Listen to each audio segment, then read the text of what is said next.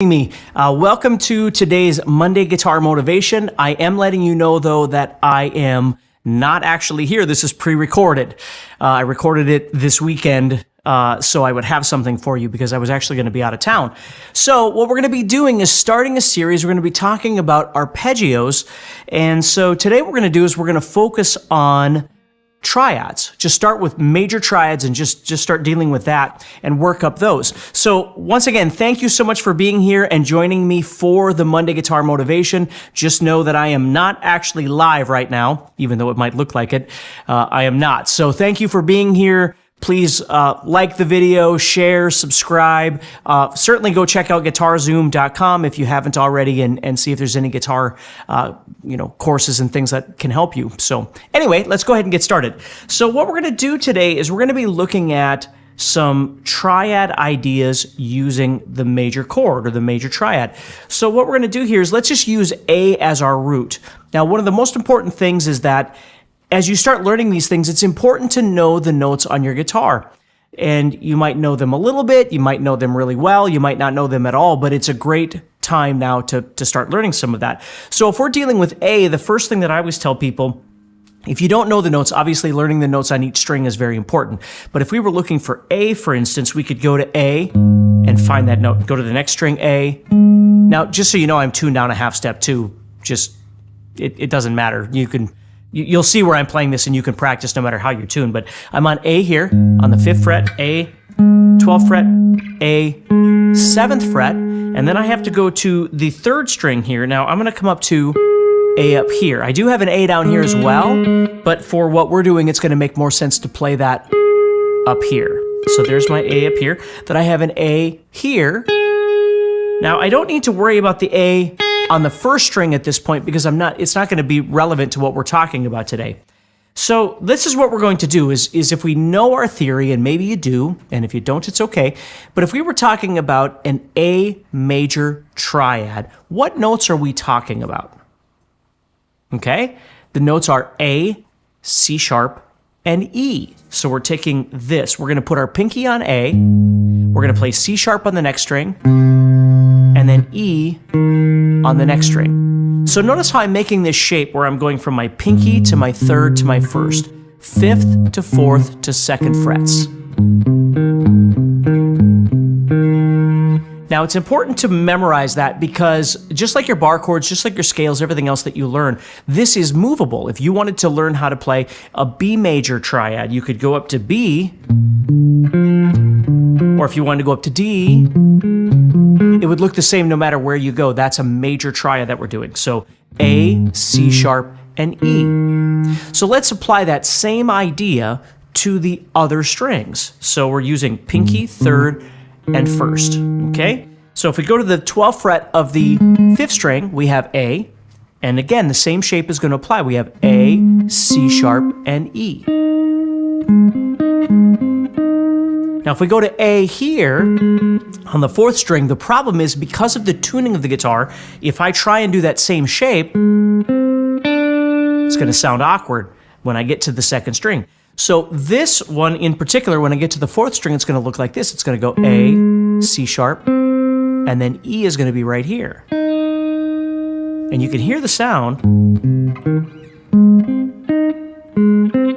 See, these are the same octave. Okay, then let's find A up here. Now, if I try to do that same shape here, because of this tuning, it's not going to work at all. So here what I have to do is I have to go 14, 14, and then 12. And don't worry about what fingers you're using at this point. This isn't really a technical thing. It's more a visual and aural element of trying to kind of memorize this and see where this is on your fretboard, because we don't just want to learn this in A anyway. We want to be able to do this anywhere we go. But it is nice to know that there are changes in shapes as you move across the fretboard. Now, if I go to the A here, and I try and do that, it works just fine, except we only have 2 strings. So I run out of strings. But that we are going to use that in just a minute. So that's step number 1 for this week, is for you to just start learning how to visualize your arpeggios, your major triad, okay? on the fretboard, and we're going to call this to the left. We're going to call that to the left, because if you think about it, wherever my root is, I'm moving to the left of that root. And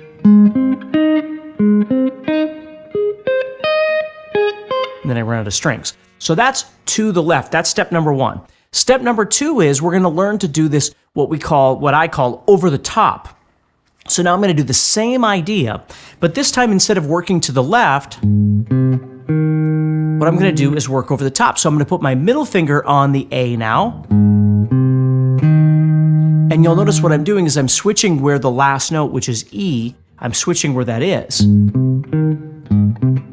So now it almost looks more like it belongs in the scale position that you might be playing in. But it's the same notes. So we can do that same idea everywhere. So if we come up to the A here, or here, or here, now remember, it's going to look a little bit different. And now this is where this one comes in handy. We couldn't do this one because we didn't have enough strings here, but we can do this. We can do over the top. So that's the second thing I want you to work on this week. And then the last one is going to be to the right. Okay? So same exact notes, we're just visualizing it to the right. So this time what I'm going to do is start with my first finger on the A, on the root. And I'm going to go up 2 whole steps. So there's my C sharp right there. And then I'm dropping down to this same E that we had before. So notice how this one, and this one all sound the same, but they look a little bit different. And again, depending on how you're visualizing your fretboard, maybe you're visualizing some chords or a certain scale position. Now you can move around and you can find the one that best suits whatever it is you're trying to do. So now we're working toward the right.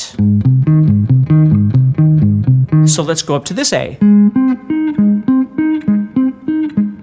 Works just fine. Let's go to this A. Now that works just fine too, because we're not getting onto the B string where the tuning is different. So the shape looks exactly the same. Then if we go to this string, it looks the same on this string, of course. It's just this one is going to be different.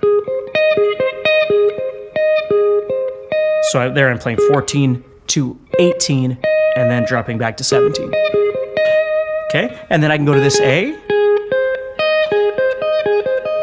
and it's going to look the same again. All right, so now we've got to the left, over the top, and to the right.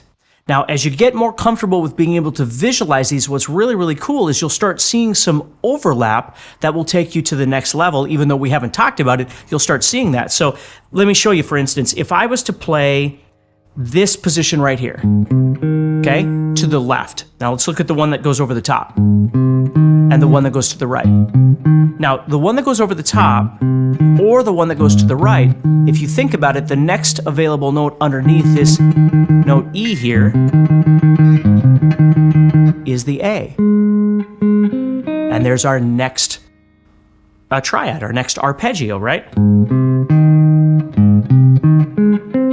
And that's how they start connecting together. So you can actually start seeing a couple of the ones that we're talking about. Now all of a sudden they start tying together, which is kind of cool, okay? And there's lots of different ways that you can do this. So again, if I go to this one, okay?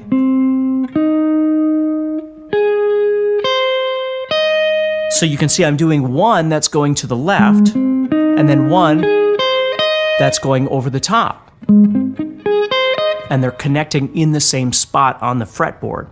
So you can learn how to do that all over the place. If you wanted to go here,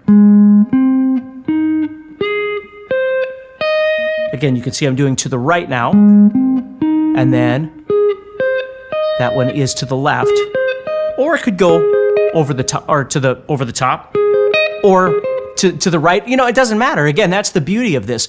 But I just want you to be aware that they do start overlapping as you start seeing that. So it's important to be able to visualize that. And just like everything else we do, take your time with this. Don't be in a really big hurry And, it doesn't have to be an A. If you want to do this in G, or you want to do this in D or C, or something that pertains better to your musical situation, that's perfectly fine.